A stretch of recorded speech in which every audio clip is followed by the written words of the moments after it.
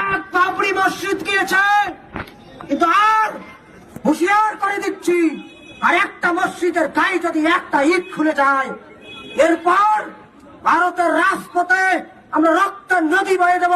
আজকে এই রাজপথে নামা শুধু ছোট্ট একটু নিদর্শন প্রদর্শন, এরপর শুধু জলপাইগুড়ি কোচবিহার নয়, পুরো পশ্চিমবঙ্গ তথা পুরো ভারতবর্ষ ব্যাপী আমরা রক্তের নদী বয়ে দেব ইনশাআল্লাহ। নমস্কার বন্ধুরা, আমার নাম ধ্রুবজ্যোতি সরকার। এই ভিডিওটা দেখে মনে হচ্ছে বাংলাদেশ থেকে কিছু কুকুর পশ্চিমবাংলাতেও ঢুকে পড়েছে, কিন্তু কুকুর পাগল হয়ে গেলেও মালিককে ভোলে না। এরা সেই পাগল কুকুরের থেকেও নিচে নেমে গেছে। গণতন্ত্রের নামে শুধু বিষ উগলানো ছাড়া এদের আর কোনো কাজ নেই। কোনো সন্দেহ নেই যে এরা মাদ্রাসা ছাপ, ভারতের রাজপথে নাকি রক্তগঙ্গা বইয়ে দেবে।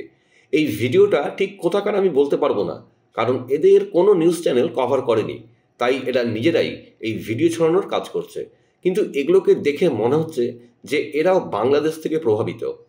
কার রক্তগঙ্গা বইয়ে দেবে সেটা বলতে পারছে কেন?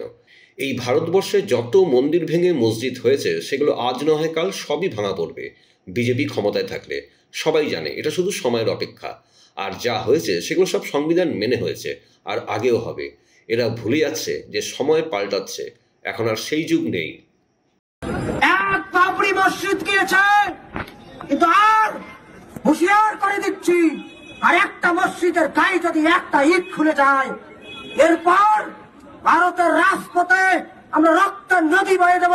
আজকে এই রাজপথে নামা শুধু ছোট্ট একটু নিদর্শন প্রদর্শন, এরপর শুধু জলপাইগুড়ি কোচবিহার নয়, পুরো পশ্চিমবঙ্গ তথা পুরো ভারতবর্ষ ব্যাপী আমরা রক্তের নদী বয়ে দেব ইনশাআল্লাহ।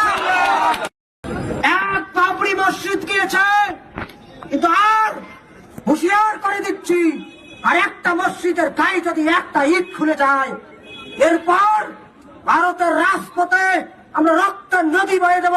আজকে এই রাজপথে নামা শুধু ছোট্ট একটু নিদর্শন প্রদর্শন, এরপর শুধু জলপাইগুড়ি কোচবিহার নয়, পুরো পশ্চিমবঙ্গ তথা পুরো ভারতবর্ষ ব্যাপী আমরা রক্তের নদী বয়ে দেব ইনশাআল্লাহ।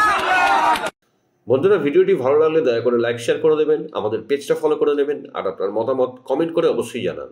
ধন্যবাদ।